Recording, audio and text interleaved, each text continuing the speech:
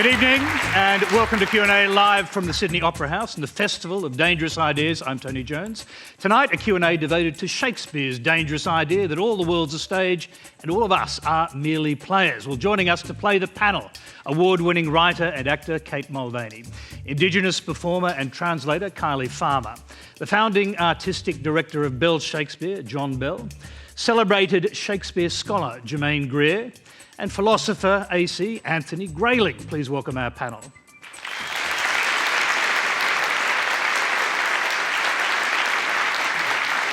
Thank you. Now, Q&A is live in the eastern states on ABC TV. You can also watch and listen live across Australia on iView, Facebook and News Radio. And it's 400 years since Shakespeare died, but his plays continue to be celebrated, performed, discussed and debated around the world, as we will do tonight. Before, however, we go to our first question, today Australia actually lost one of its great cultural figures in Richard Neville. And Germaine Greer, a friend of his and old colleague, wants to say something to mark his passing before we go ahead. And I'd like to hand the microphone over to you, Germaine, before we start. Thank you. Well, I'm sad today because Richard is gone. But in fact, we lost him some time ago when he became ill. And I'm in another part of me is glad that it's over, that the struggle is over and he's at peace. But I think it's important that we understand that what kind of a person he was. I mean, he was unafraid, he was supple-minded, he was open to new ideas, he was adventurous. He shook things up. He was also charming, and we haven't got that many charming men that we can afford to We've got a few around the table here tonight. Thanks. I'm sure Richard would like us to have a bit of a laugh because he was quite a character, but just what sort of legacy do you think he left behind? Well, I think it's going to take us a while to work this out because he did something that many of us didn't do, which was to come back to Australia. And the thing that was important about the way he thought was he always welcomed the future. He looked forward to the new. And I'm afraid I'm not really like that. I'm kind of a bit suspicious of the new. I used to tease him and say that he was the ad man for the revolution because he didn't actually have any ideology. His ideology was endlessly supple. But in some ways, that's important, that you are open to new ideas in that way and not doctrinaire like me. Okay, let's have a look at Shakespeare and add some new ideas to some very old ones. And our very first question comes from Courtney Ammenhauser. Hello. My question is, major theatre companies have a responsibility to educate audiences about the world we live in. Shakespeare's plays were written over 400 years ago by a white man living on the other side of the world with characters that often perpetuate ancient stereotypes. What are major theatre companies teaching audiences about contemporary Australia by producing these works? John Bell, challenging question to start with. Thank you. I think it's a question of balance. Any theatre culture needs a balance of classics and new work. It's just a matter of working out the proportions. Audiences need to see the classics. We, the artists, need the classics. Actors, directors, designers need to work on the classics to become good at them. It's all a matter of proportion. Looking around the country, I would say that all the major companies might do 7 or 8 plays a year. They might do one Shakespeare in that season. Some of them don't do a Shakespeare at all that season. So looking around the country as a whole, I'd say Shakespeare certainly isn't pushing anybody out of the way or taking over. What I would like to see is the companies both commissioning new Australian work and then developing it. Too often a play gets thrown on before it's ready and it's dead in the water. Plays need a lot of nurturing. And I think that's what the companies should be doing. But I don't think we're being swamped by Shakespeare. And I do question your ideas about Shakespeare producing stereotypes. I think he created extraordinary original characters. He broke stereotypes. He challenged notions of stereotypes. And I think can teach us a hell of a lot about the world we live in. Now, John, the Sydney playwright Lachlan Philpott asks whether a play about a Danish or a British king is relevant to contemporary Australian audiences. And he says we need a 5-year moratorium moratorium, no Shakespeare on our stages for 5 years. What do you say to him? Well, there's a playwright talking, and lots of other playwrights might say the same thing. But as I said, Shakespeare's not pushing anybody out of the way. To have one Shakespeare a year in a season by a major company, that's not too much. And it doesn't matter whether Hamlet's Danish or English. What he's not, he's universal. You can do Hamlet in any country, any nationality, and they all do play Hamlet. Every country has its own Hamlets, and it's not. We must stop thinking in those old-fashioned stereotypes. We in the business are all about breaking those bounds and creating Shakespeare afresh for each new generation through that generation's eyes. Germaine, what do you think, reflecting on the question that came from up there and also the notion that perhaps there should be a moratorium? Well, if there were to be a moratorium, and the only reason why people put on Shakespeare plays is that they get audiences. We do actually have a question here of keeping the theatre alive. People will come to Shakespeare plays. You may not like that, and you may think it's because they're taught in school and all that kind of business.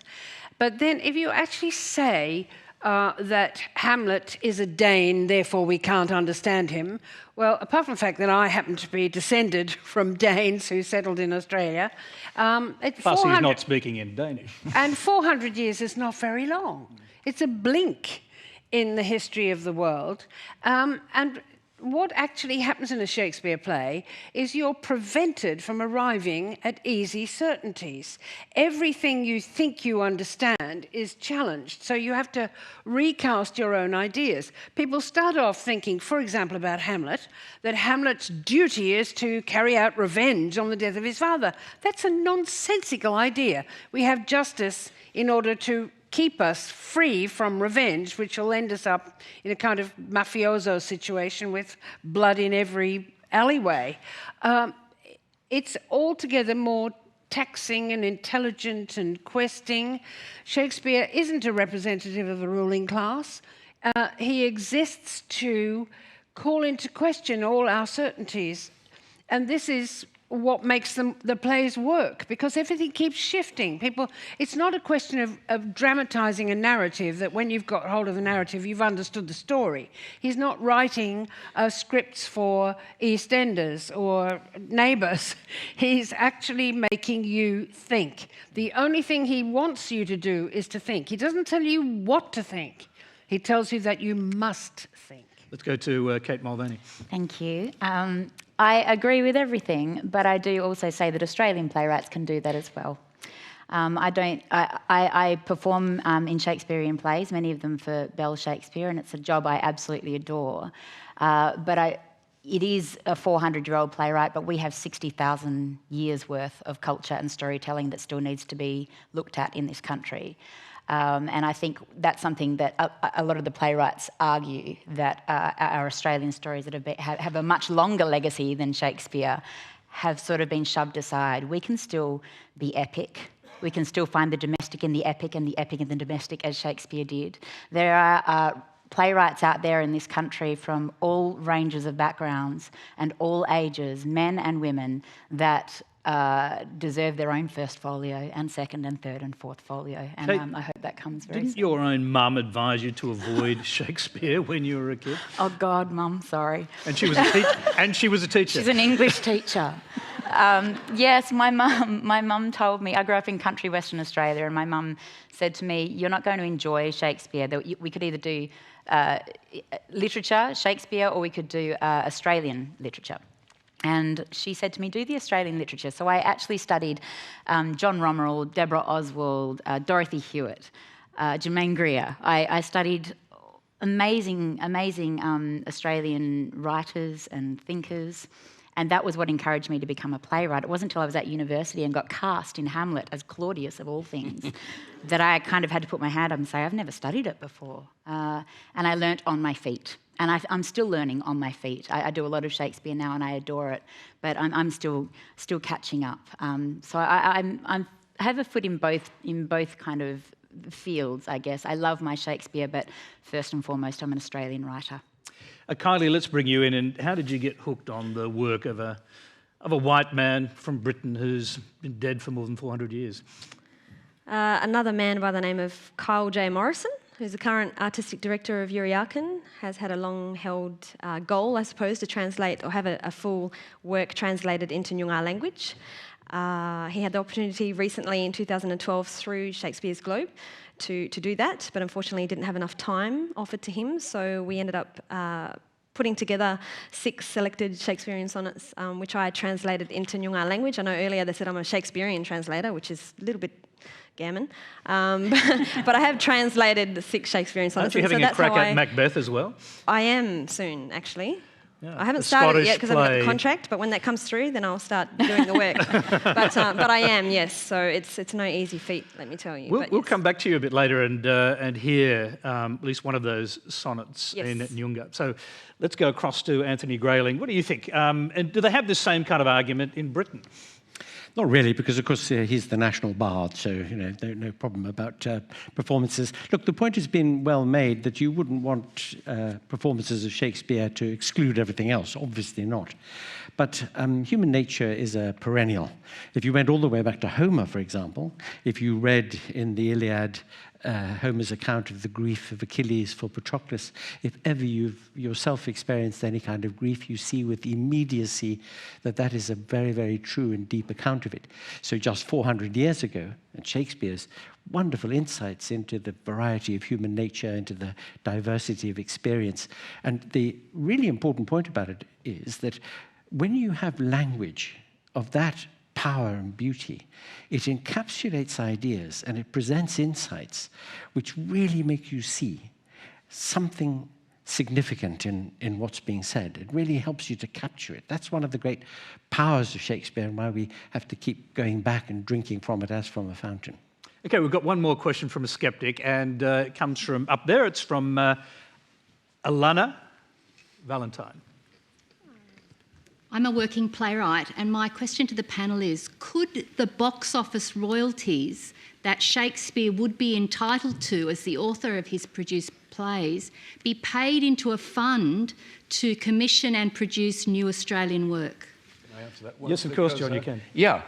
In fact, when I was running the Nimrod Theatre, before I founded Bell Shakespeare, we used to do a Shakespeare every year in order to commission new Australian work. In those days, when we started the Nimrod, people like David Williamson, Jack Hibbard, John Rummerell, you couldn't get an audience. People didn't know who they were. So we'd put on a Shakespeare to fill the house, and then with the commission we would have paid to Shakespeare's agent, we paid into commissioning a new Australian work, and we kept it up for as long as I was at the Nimrod Theatre. So I think, yeah, it's a great idea. So, Germaine, would you like to see Shakespeare subsidising young Australian writers? Is that even theoretically possible? I mean, it is obviously. Well, it is obviously possible, and yes, I would. But what worries me slightly is the assumption that Shakespeare's kind of oldie worldy and not of today and so forth. The reason that we speak Shakespearean language is because it is still current for us. People say that Shakespeare's full of cliches. What they don't realise is that we've been copying his way of saying things for a very long time. And it drives me nuts that people want to prove that he's the Earl of Oxford, because the one thing that's obvious to me is that he isn't the Earl of Oxford. He's someone who speaks the language of ordinary people and who has no university degrees and none of that. It's all to do with expressiveness and putting into words things that people had never managed to say. I mean, we have to understand what it is like when the only thing you've got in the way of literary culture is the sermon in your church on a Sunday and the play that you may hear only once a year or even once in a lifetime. And then that play, the play doesn't work unless you bring your imagination. And the extraordinary thing about that is that you had this big, hungry imagination that pounced on these plays and turned them into what they are. They're our collective inheritance. They're not simply a literary exercise by some strange toff who existed 400 years ago. They're ours. We made them. It's our language. Our language is our most important artifact. It's a huge language. And the person who put it together for us in the best way is Shakespeare. Yep. Let's go to another question that's sort of really asking similar questions of the rest of the panellists from Davina Buntsma. In the play Hamlet, Ophelia says, "We know what we are, but know not what we may be." While the world has evolved in so many ways, what do you think it says of human nature that the characters and themes of Shakespeare's plays remain so relatable to us today? Yeah, I'm going to go to Anthony Grayling first. I mean, in a way, it's picking up what you were saying earlier. Can I just comment, by the way, I've been struck by the idea that if the royalties due to Plato, Aristotle and so on could be paid into a fund I could arrange, that would be but I think it's a very good idea. I think in the case of this question, it's very, very apposite because Shakespeare is a wonderful resource, not alone, but I think magnificently ahead of the game in getting us to see things about despair, ambition, desire, the passion for vengeance, love, all these things.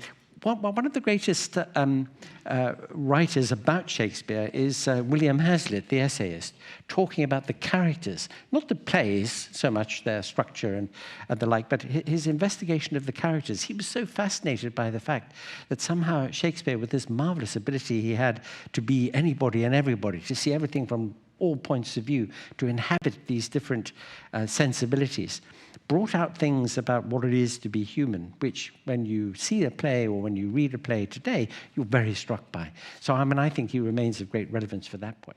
Yeah, Kate, what does he mean to you? What has he taught you about human nature?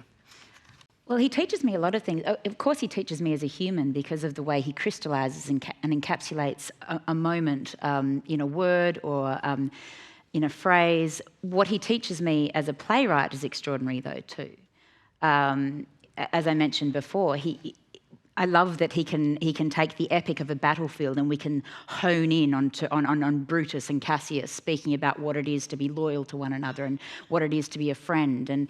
And there's something so human about seeing the man behind the soldier. And for me, that's a really important thing as a human.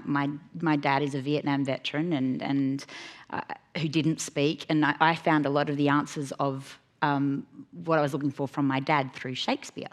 The way the soldiers spoke to each other, the way they talked about the war when they got home. And it's through those sorts of passages and phrases and narratives and characters that Shakespeare gives us that we can find ourselves, we can find our family, we can find our loved ones, and we can find other ways into our own human existence. Now, John Bill, before we began, you were asked during the warm-up what your favourite Shakespeare play was. You said King Lear because it's the most profound.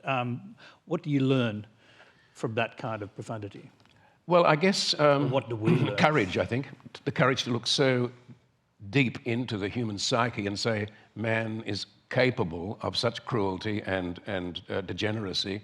No other playwright's gone that deep. I think Beckett, following Shakespeare's footsteps, went some of the way, but so uncompromising. And I think he wrote this play as a commercial piece of theatre, and wrote it for the King's Christmas party. Christ, what a Christmas party. It's extraordinary. Courage, the scale of the thing, the ruthless examination of people's motives and pretensions. I suppose what Shakespeare teaches me more than anything is curiosity, unbounded curiosity, and openness to anything, everything. There's no barrier. He just takes whatever the universe can throw at him and he'll turn it into something. How about the way that he expresses profound emotions through what Lear himself is saying, and at times it just becomes sort of primal? Yes, it does, yeah. Howl, howl, howl. That's what the line is. But sometimes it's by saying nothing. It's silences that tell you a lot. Shakespeare, being an actor himself, knew not to overwrite. He would leave silence for the actors to fill in. There's a wonderful moment in Antony and Cleopatra when one of her handmaidens is about to die, and a soldier comes in and says, "What's going on here?" And she says, "Ah, soldier." And that dies, and that's it. Like, if I could only tell you what I've just seen, what's been happening here.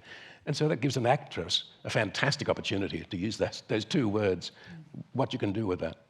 Okay, we've got another question that's related to that one. It's from Saad Malik. Hi. Shakespeare is often credited with speaking universal truths, or crystallizing the human condition, do you believe he would have been as influential, exclusive of the vast reach of the English language? Or to put it another way, does he owe part of his success to the British Empire? Kylie, I'm going to start with you there because... What did you start with me for? Well, I'm wondering if it's actually a negative for Indigenous people that he does represent the colonial power that invaded the country. I chicken out a bit with politics. The way I like to put it is that he's probably the most famous author, and everyone likes to be with the cool crowd and hang out with the famous mob. So I think the optimistic side is that we all know how dominant English language is, and of course Shakespeare is from that culture. But if you look at it in a way where you can align it with another ancient language that is maybe a little bit older, and translate something like that, it can be a really beautiful collaboration. So that's how I would answer that But do you think, question. by the same token, do you think the themes that we've been talking about, these kind of profundities, do they sort of echo equally in whatever community you come from? I think the traits that people are mentioning about his characters and the way he writes, of course, they speak to humanitarianism, and there are things that relate. Like I was speaking to my fiancé earlier today about, and I don't know whether this is relevant, but people who break the law in our culture and how that love, when that love is really strong, they do go off and they do things they're not supposed to. And I think a lot of plot lines or occurrences that happen in our culture do mirror a lot of the characterizations that Shakespeare speaks about in his work because they are relatable on a human level in any language. Anthony Grayling, I'd like you to reflect on the question and the way it was asked, the notion that English was somehow pushed forward by, or that the plays were pushed forward by being English and being part of a colonial empire. Well, to some extent, of course, obviously enough, it helped. But if you think of just the following litany of names, Homer, Virgil, Goethe, Pushkin, Dostoevsky, none of them, as far as I know, were part of the British Empire. And yet, because of the greatness of their work, it breaks through boundaries, it breaks through even linguistic boundaries. Of course, in the case of Shakespeare, the language is very special to the experience also. But just a couple of weeks ago at the Edinburgh Festival, I saw a performance of Measure for Measure in Russian. And it worked wonderfully well, and their interpretation of the play was very striking and very fresh. So it's not 100% the fact of the language, but you're right. I mean, for historical reasons, of course, with the globalizing influence of the language following trade and colonization and empire, lots of people were given opportunities to get to know Shakespeare as a result. Let's quickly go to some specifics and the themes within the plays. This question from Isabella Carano. My question is, in a country wrestling with its conscience about asylum seekers and the stigmatisation of the Muslim community as terrorists, what do you think a play like Othello or The Merchant of Venice has to say to us? Germaine, start with you. Well, it's interesting in lots of ways. I mean, Othello is a black general in the white army. He is himself a victim who has created for himself a personality which they can accept, which is probably mostly fictitious. The most helpful thing I found in teaching Othello to students was a very interesting essay by a black revolutionary in America called Eldridge Cleaver. It's an essay called The Allegory of the Black Eunuchs. Now, if you you look at Othello and you see that he's an older man. He marries a white woman who falls for his panhandling, who believes his myth-making, but he would appear to be incapable of actually consummating that marriage. Then it's disrupted by the call to war and so on and so forth, and he ends up by killing her. Now, Eldridge Cleaver, when he wrote that essay, was in prison for raping a white woman, and what he was explaining was the psychopathology of being a black man in white America under white dominion. And it's an extraordinary interaction of these two things. Othello is a victim of, if you like, of imperialism. He's been sucked into somebody else's scenario, and he has enacted this fake role to survive. I mean, Shakespeare also writes about imperialism in The Tempest.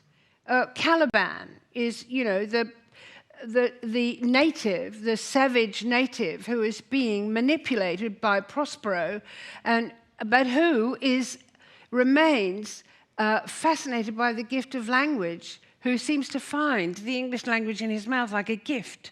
It's the most extraordinary thing. Then he falls for the two ridiculous servants, and they want the glistering apparel. They've fallen for the mockery of power, and he wants real power. And so you have the struggle of Caliban versus the instruments of the imperial power, if you like. It's all there if you want to look for it. Let me bring John in. And what do you think? Stick with Othello for a minute. I mean, it's shot through with racial abuse of Othello and terrible racial epithets constantly. The old black ram is tupping your white ewe, being one sort of memorable line from Iago. Well, which is not to say that that's what Shakespeare thought. No. Everyone thinks that if a character says something in a Shakespeare play, Shakespeare said it, which is it's his pretty characters stupid. Of course. It's the characters who talk. And yes, it's necessary that we see a society that is discriminating against the minorities. I think it's even more apparent with Merchant of Venice, which is a very disturbing play. It's about discrimination. The only people who belong here are the upper crust white Venetian people. Nobody else is welcome. Portia doesn't want the French or the English or the Spanish or and least of all the Jews. You've got to belong to this exclusive white club. And Shylock is spat upon and reviled and abused and finally cheated of his money and his daughter. It's no wonder he cracks at the end. I'd be interested to see a production of Merchant of Venice where you substituted the word Muslim for Jew and see how that would resonate today, because it's about, if someone drives you far enough and spits on you and abuses you for long enough, you're going to be like a suicide bomber. If you said to me 10 years ago, could you, as an actor, could you imagine yourself walking into a school with an automatic rifle and shooting 20 children? Or could you imagine yourself putting on a vest and walking into a cinema or a supermarket and blowing up everybody, taking as many as you could? I'd say, no, that's impossible. No human being could do that. Now we know better. It's a daily occurrence. And so with Shylock, I can understand completely why he does what he does. And I say, good on him. Anthony Grayling, let me bring you in and in a historical note, Venice, oddly enough, was a place where Jews could live. They had an enclave in Venice. Yeah. That's why Shylock is there in the first place. In Britain, you weren't allowed to practice your religion at all, and that's where Shakespeare came from. Indeed. The first ghetto in Venice, they lived under the Venetian law. They were able to trade and lend money. So, in fact, they had quite a lot of freedoms that they didn't enjoy elsewhere. You're dead right about that. And in fact, the Jews had been expelled from England way back in the 13th century, didn't really start to come back and figure in English society until well after Shakespeare's time. So he was writing about a situation which was, in fact, very unfamiliar to his audience, although anti-Semitism, hatred of the Jews as Christ killers, was, of course, embedded in the Christian consciousness, and people would have understood that point. What's interesting in Shakespeare, the point about Caliban and the Tempest is very, very well made, because in Caliban you get a rather eloquent account of what it is to be colonized, much as you do in Merchant of Venice, where Shylock himself talks about the fact of his own humanity and the failure of the others to recognize it. But there are all sorts of non-English characters in Shakespeare, if you like. He even has a bit of a go at the Welsh. You remember the character of Llewellyn in the English army. But, he has Sicilians and Bohemians and all the rest of it, probably, partly, to be able to make use of the little bit of distancing that gave. Things could be a bit different over there and would make sense of the plot that he was running. So the idea of a cosmopolitan society of differences, of different perspectives that other people might have, was something he exploited and something that he could make use of, thinking that his audience would perfectly well understand what he was doing. Now, Kylie, what's your reflection on the question that was asked and the discussion we're just having now about racism, about prejudice within these plays, how it's used? Oh, that's a tricky one. I don't really know how to answer that, to be honest. All I can say is when I was listening to you guys speak, I was thinking about the upcoming work that I'm going to be doing in the Scottish play.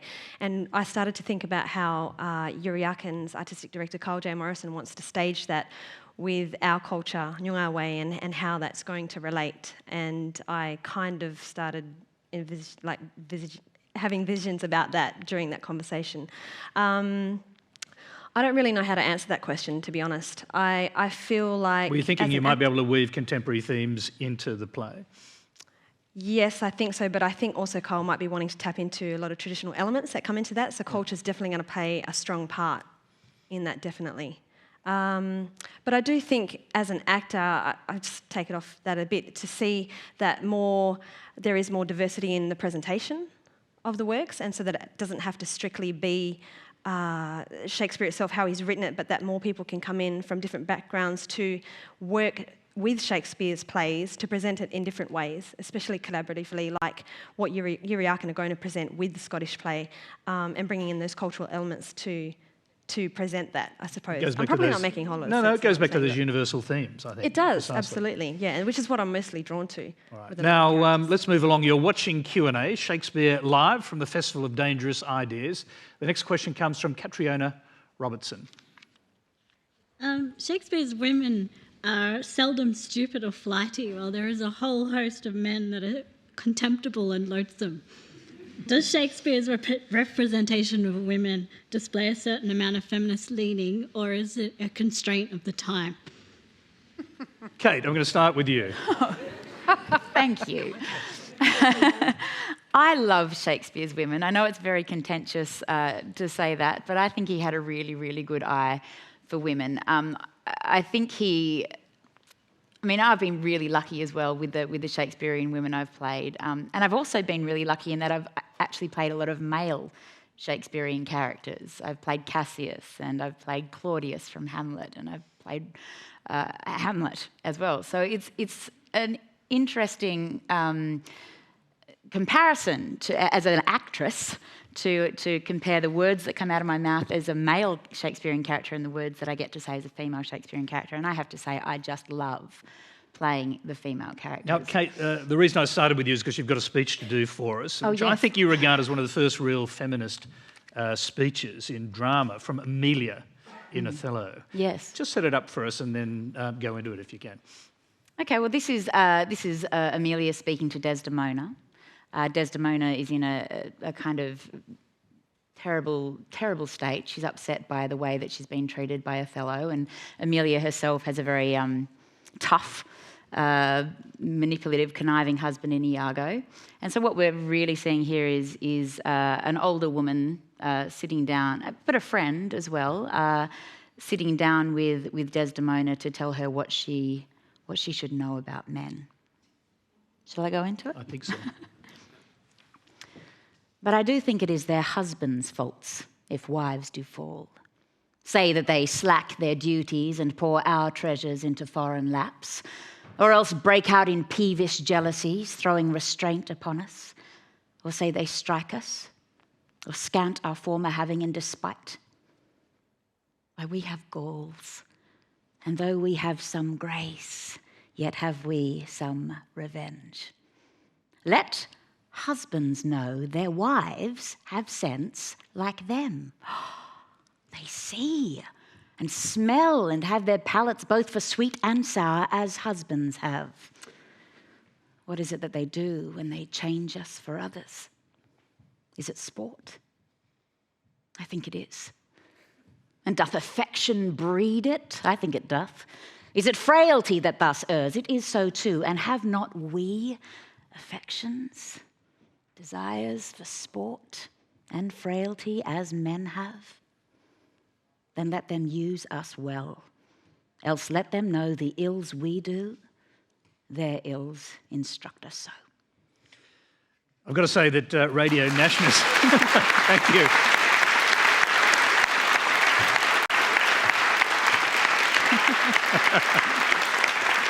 She's so much fun.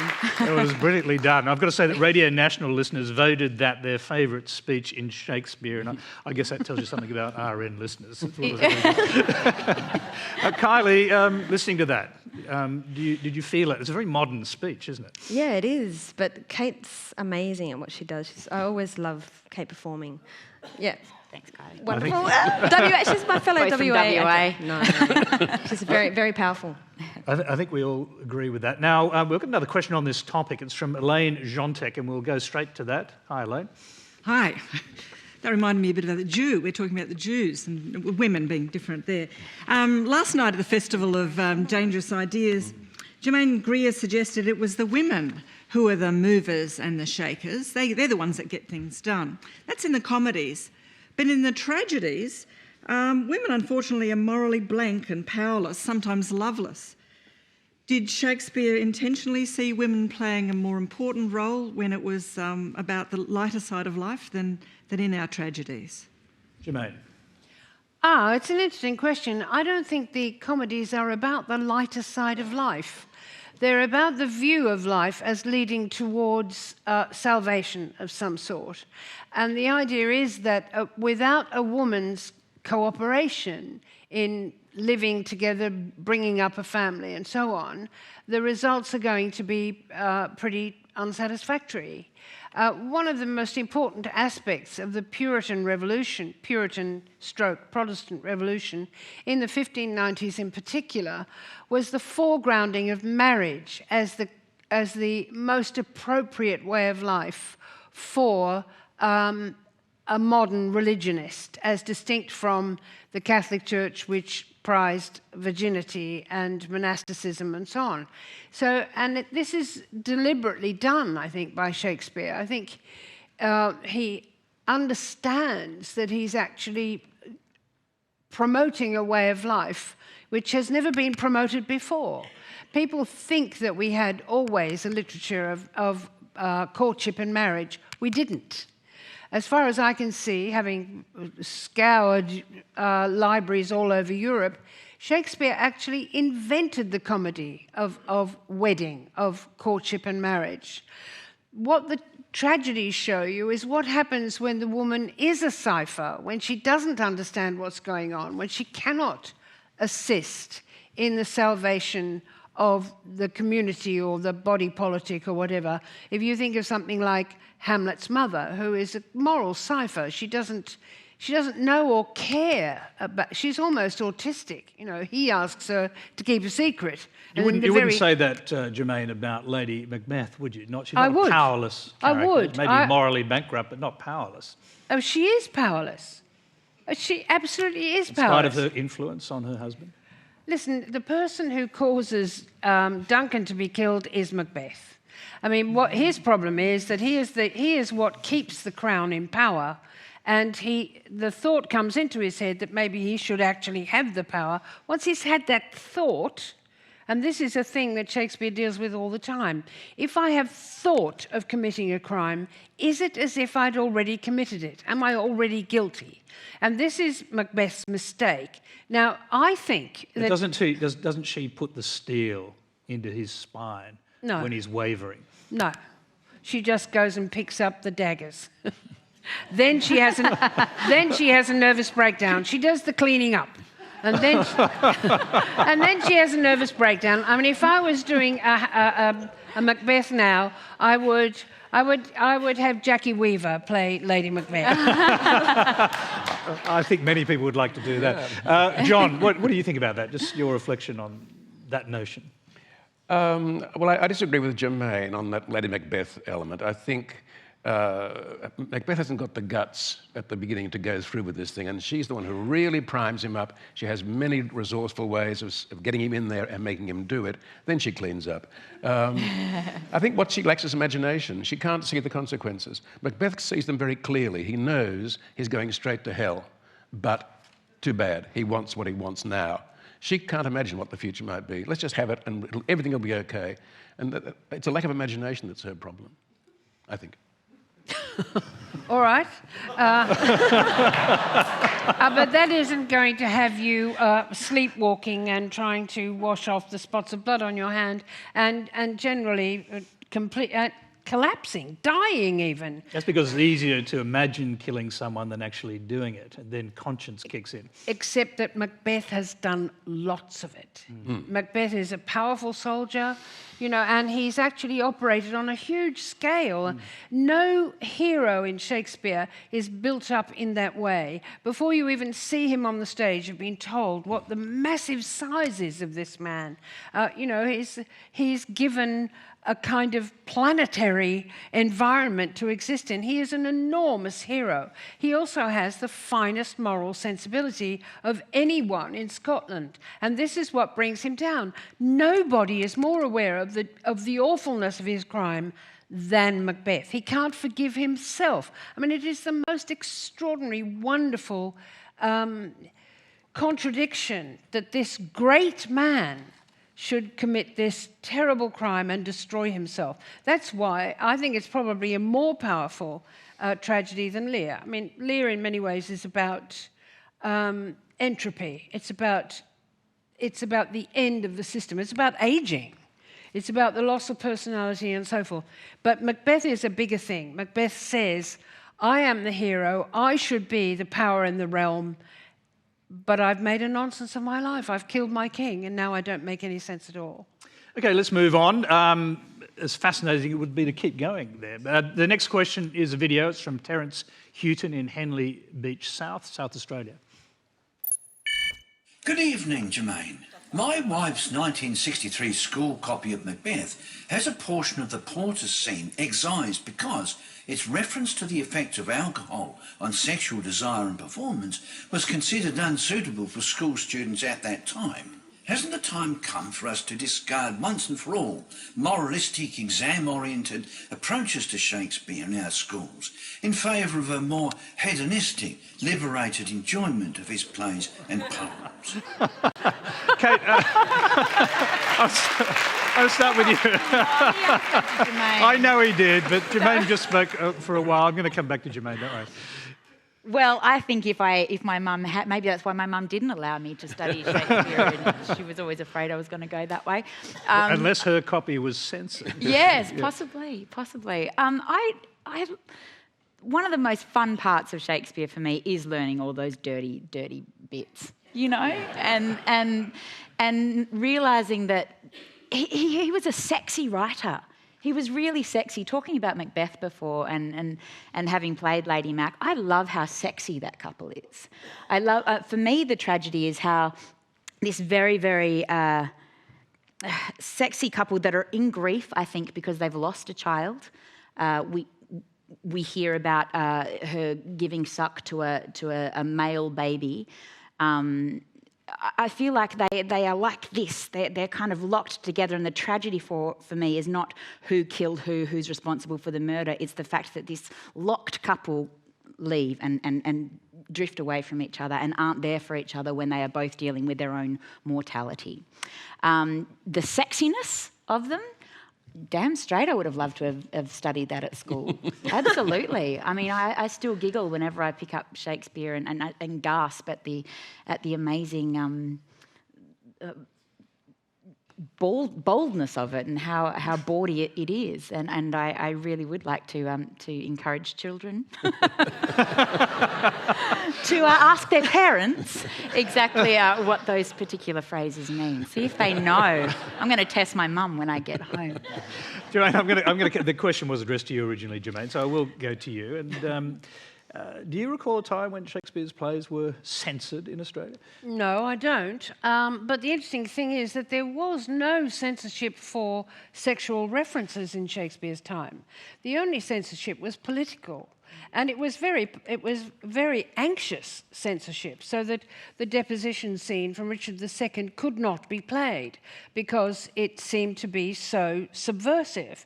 So that when Essex was thinking of fomenting revolution in 101, he paid the Lord Chamberlain's players 40 shillings in as a special bribe to play that scene, thinking that the people of London would rise against the Queen, which didn't happen. Now, that's what they were worried about. But in Romeo and Juliet is probably the most obscene of all Shakespeare's plays. You know, the bawdy hand of the dial is even now on the prick of noon. You think, that's really a bit far-fetched, isn't it? Couldn't you just say it's 12 o'clock? Well, you could indeed. Now, listen, in his time, Shakespeare, you say, became most famous not for a play, but for an erotic poem, Venus and Adonis. Tell us how that happened. Well, we've got the theatres are closed because of plague, as far as we know, and Shakespeare thinks I've got to be doing something with myself. So he sits down and writes this poem in 6 scenes about Venus falling in love with Adonis, who is in the woods. They're both in the woods. And there's other things going on in the woods. There's some horses are thinking about coupling and so forth. And she decides that she's going to seduce Adonis. But Adonis is actually, heaven forbid, underage and shy and probably also rather repelled. I mean, it's a very funny poem. And it's very various, so it changes all the time. There he is, naked on his horse. Then it turns out he's wearing a hat. So that you think, naked with a hat on, that's a bit hard. And it goes on like this. Quite sensible if it's sunny. Indeed, he's probably also wearing sunblock if we were to rewrite the poem. So the whole thing about the poem is it's light-hearted, it's sexy, it's playful, and it's written in English, whereas most of the pornography that was available was for gentlemen, was written in Latin, or if they were very, very posh, in Greek. But this is written for housewives, and that caused tremendous fuss because it turned out that housewives really loved it. And they actually were likely to sleep with it under their pillows. And the thing is, it went through 13 editions. Within Shakespeare's life, at least 13 editions. That makes it a huge bestseller. And none of the plays is a bestseller. The plays are often not printed at all, or printed in rather faulty versions. It's a bit like when Shakespeare's a playwright, it's a bit like writing scripts for EastEnders. You know, nobody knows his name. And it's how the theatre worked, that you had groups of players groups of writers who work together. Shakespeare is interesting in lots of ways, and one of them is that he wrote by himself.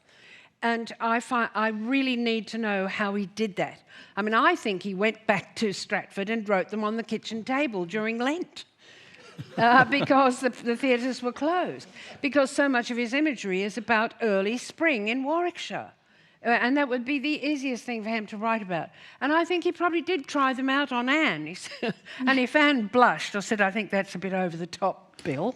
He'd keep it in. Yeah, probably. It was a bit like writing 50 Shades of Grey because the plays were unable to be written or performed because of the plague and had to make some money somehow. Except it's a damn sight better than 50 Shades of Grey. I think you're right about that. It's time to move along. Next question comes from Ned Hurst. One of Shakespeare's quirks is his ambiguity. It's very hard to find his personal beliefs in his plays. But Wordsworth said of the sonnets, this is the key with which Shakespeare unlocked his heart. Does the panel think there's something to that, or is it just wishful thinking? What do you think, John? I think the sonnets are often taken as being autobiographical and depicting a real-life situation between Shakespeare and a young aristocrat and a dark lady. That he's in love with this young man, then he's in love with the lady. She comes and takes the young man away from him, and there's this love triangle. Now, it's, to me, totally impossible that a middle-aged actor like Shakespeare could have any kind of relationship of that sort with one of the leading young aristocrats of the day. That wouldn't happen. Wouldn't possibly happen. Even if it did, he wouldn't write sonnets about it. And even if he did, he wouldn't hand them around and then publish them. I mean, the scandal would have been absolutely, it would have been an earthquake. The sonnets were published and there was no one blinked an eye.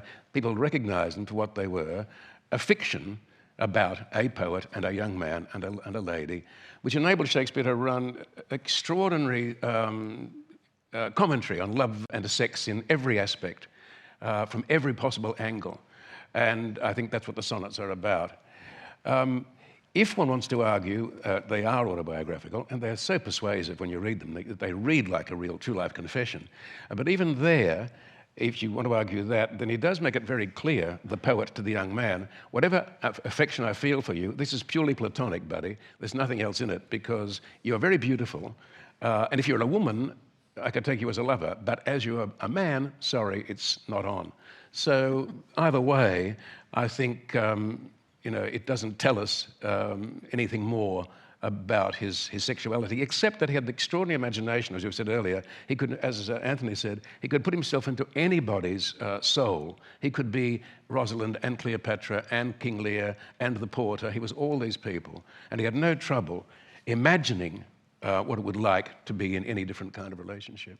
Now, we mentioned earlier that Kylie has been translating the sonnets into the Nyungar language, and you've actually got one of them here for us, and the two of you are going to help us out here.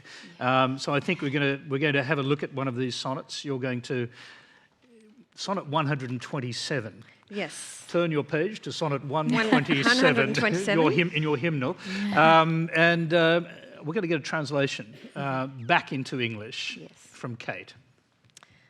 Shall I start? Yes. All right. This is in Nyungar language, and I just let everyone know that Nyungar language is from the southwest of Western Australia. Sonnet 127. Morn kora kwabara burt jenangin, morn kwel kwap burt, balawinyan wayan, aliwa ni, morn kwap cool barangin, nyiryang jurup butwa, kwap kurndany. In the old age, black was not counted fair, or if it were, it bore not beauty's name. But now is black beauty's successive heir, and beauty slandered with a bastard shame.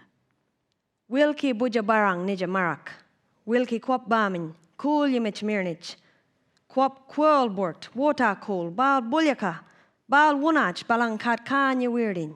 For since each hand hath put on nature's power, fairing the foul with art's false, borrowed face, sweet beauty hath no name, no holy bower, but is profaned, if not, lives in disgrace. Jinang yok mial morn wardangabin, bal kwap mial balap wayan mirlin, nija bal kwabarawa jinangin, jinang wilki kwapich, kwap wort mirnich. Therefore my mistress' eyes are raven black, her eyes so suited, and they mourners seem at such who, not born fair, no beauty lack, slandering creation with a false esteem. Winyan mirnich mort, wilki mirlinwa, jalin wank, morn mirnich murich, kaya. Yet so they mourn, becoming of their woe, that every tongue says beauty should look so. I think we...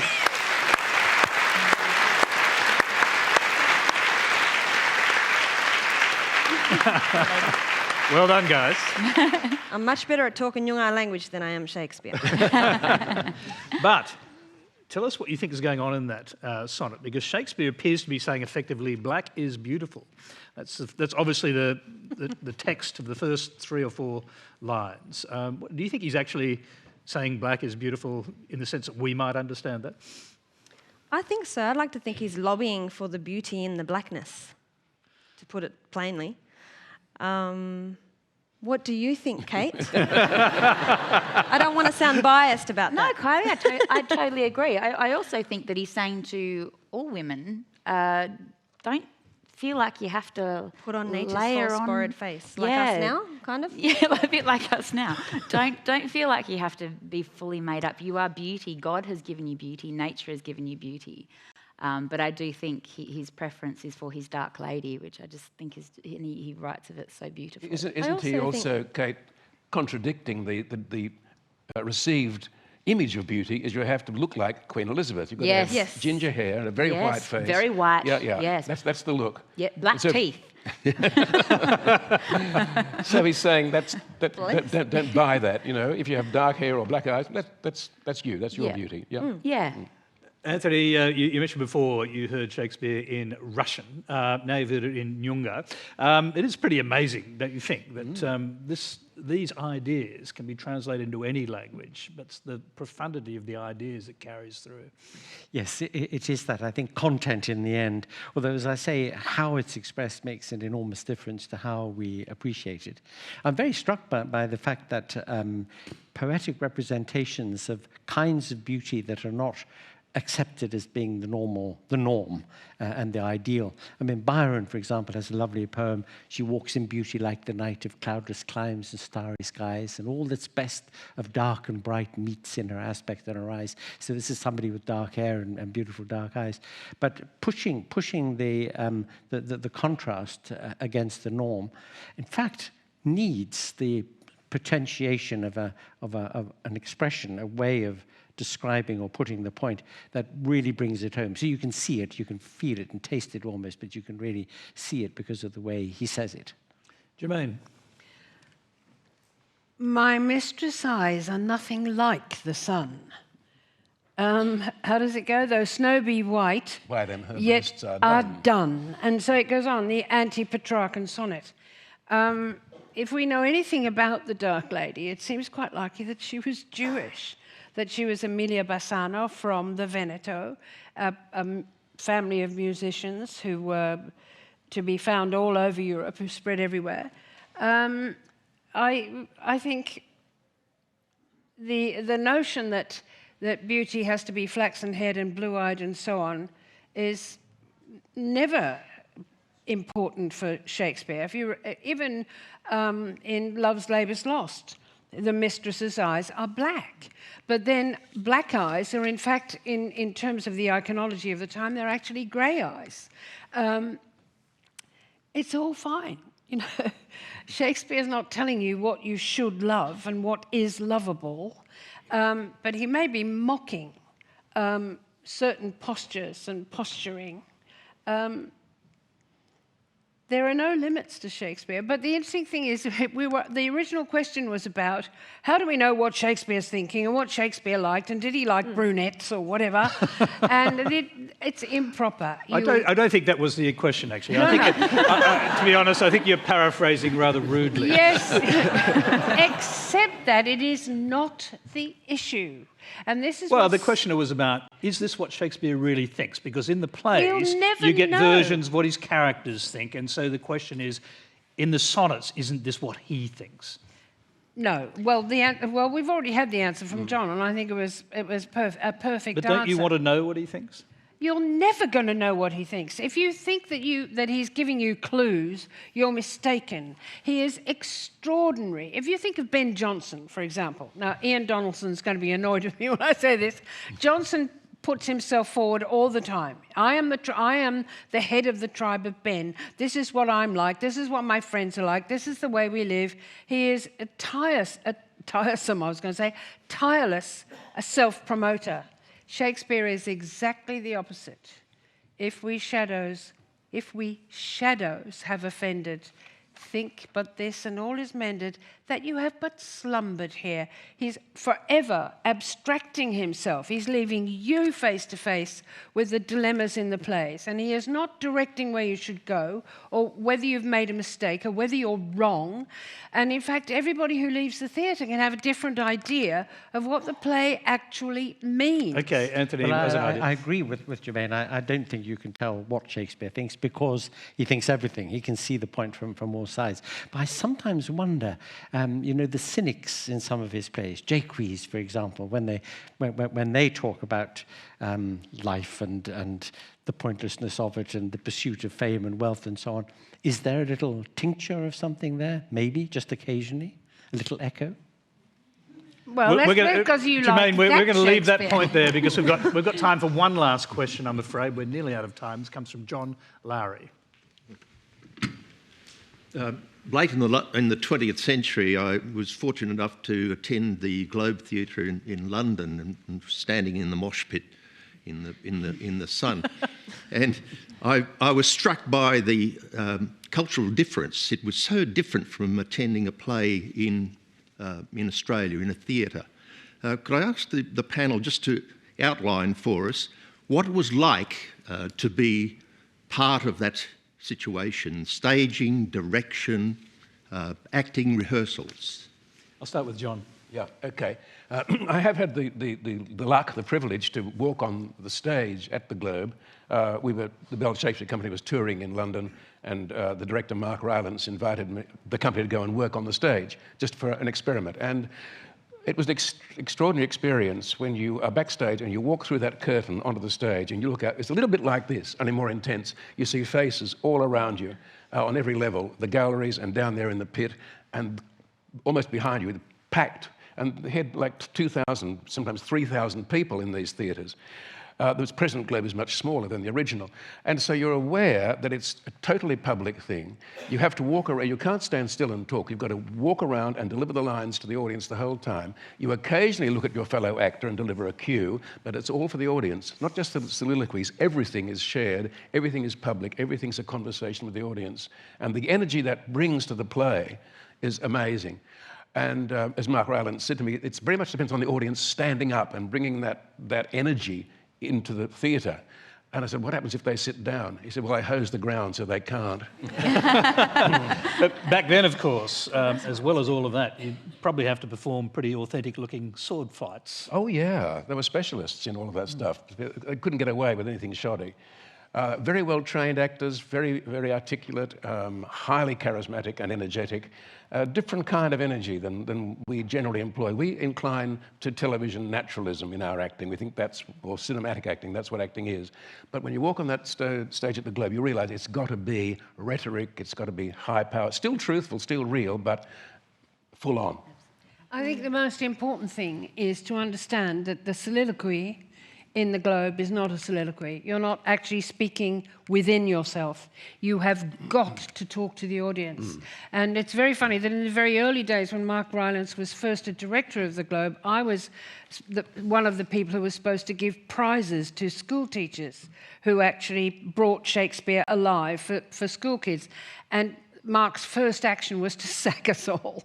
And then I criticised a performance of his saying that he was playing Henry V or someone, trying to do it internally as if he was in a movie, and there was the audience panting to make contact with him.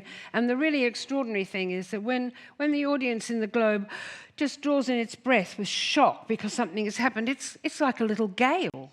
It's so real. They have so much power over the action, and it's worth anybody who cares should see if they can't just go and feel it, because it is make it sound like a Q&A audience, as a matter of fact. Well, it's a bit like that. They do draw their breath from time to time. You've been on that stage, haven't you? I have.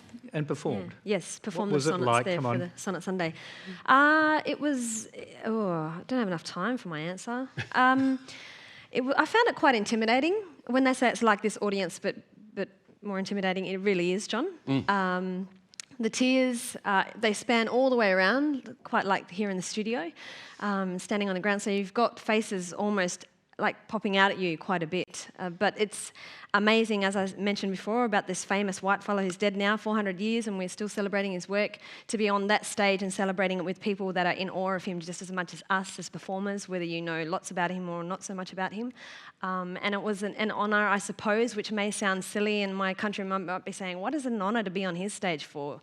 It was a much more of a privilege performing these versions of the sonnets in Noongar language on our home country, but then to go over there and perform them over there, I have to say, was thrilling in a way, in a respectful way. But it's an incredible place to go to if you're ever over there to see a show. I saw 2 shows before I performed on the stage, and it was amazing. Great place. Not many of us will be performing on the stage. Kate might.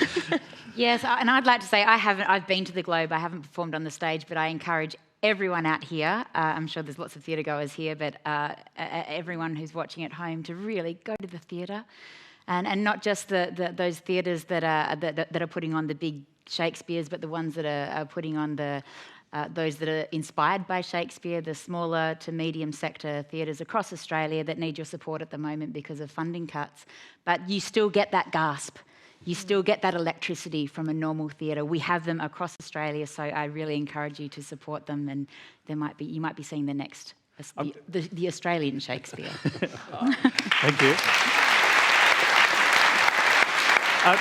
I'm going to give the last word to Anthony Grayling, and ask you to, if you can, take us back to those days, because it's pretty extraordinary when you think about it, to get to where those theatres were. You mostly have to cross the river one way or another. It's a pretty hairy place to be. It's a dangerous place in Shakespeare's day. Yeah, very much so. Southwark was outside the city limits, so the usual rules and regulations didn't apply. Right next door to the Globe Theatre was the famous borough market, where all the farmers used to bring their goods. They wouldn't take them across the bridge into the city because they'd have to pay a tax to do so, so they had their market there. There was the Globe, there was the Rose, there were bear gardens, there were brothels. There were, it was a place you went to party, and it was sometimes pretty dangerous to be out there at night on your own, too. Well, there were gangs of young men with swords strapped to their waist. Pickpockets, you name it. You could easily get beaten up. So it was a pretty exciting place. Now, I used to live just around the corner from there, actually, and I can tell you that now it's very tame. I'm afraid that's all we have time for. I'm very sad to say. Please thank our panel: Kate Mulvany, Kylie Farmer, John Bell, Germaine Greer, and Anthony Grayling. John, that's your cue. That is your cue. Yeah. You're going to stand over there.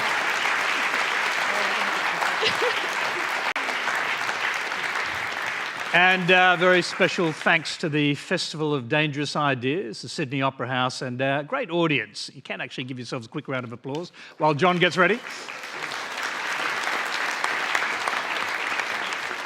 Now, next Monday, Q&A will be back with politics with National Senator Bridget McKenzie, Labor Senator Doug Cameron, editor of The Spectator Australia, Rowan Dean, and former Liberal candidate Di Lee, who's recently been suspended by her party. We'll end tonight's Q&A with John Bell performing a speech written by Shakespeare for Sir Thomas More. Until next week, good night. Thank you. We had a question earlier about refugees and sort of people who are discriminated against. This is a speech from a play called Sir Thomas More, which Shakespeare wrote in collaboration with a younger writer, John Fletcher. And in this speech, Sir Thomas More is confronting the protesters and the mobs who want all the refugees removed from London. Grant them removed, and grant that this your noise hath chid down all the majesty of England. Imagine that you see the wretched strangers, their babies at their backs and their poor luggage, plodding to the ports and coasts for transportation, and that you sit as kings in your desires, authority quite silent by your brawl, and you in ruff of your opinions clothed. What had you got? I'll tell you. You had taught how insolence and strong hand should prevail, how order should be quelled, and by this pattern not one of you should live an aged man. For other ruffians, as their fancies wrought, with self-same hand, self-reasons, and self-right, would shark on you, and men like ravenous fishes would feed on one another. What country, by the nature of your error, should give you harbour? Why, you must needs be strangers. Would you be pleased to find a nation of such barbarous temper that breaking out in hideous violence would not afford you an abode on earth? Whet their detested knives against your throats, spurn you like dogs? What would you think to be thus used? This is the stranger's case, and this your mountainish inhumanity.